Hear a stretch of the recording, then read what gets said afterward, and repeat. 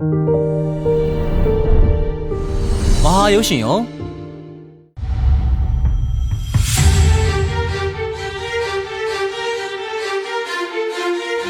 ငါမိမောင်ပြန်ပြီးဆွဲတာ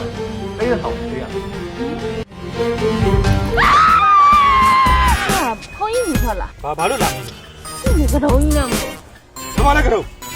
ဟုတ်ပါလေ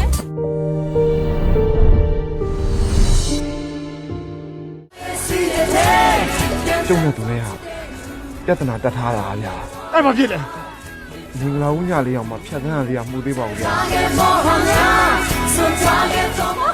ချစ်ပါလေတကယ်ချစ်တယ် အပတ်စဉ်စနေနေ့တိုင်းည9:55မဟာ TV Channel မှာစောင့်မျှော်ကြည့်ရှုအားပေးကြပါဦးခင်ဗျာမဟာရုပ်ရှင်ရော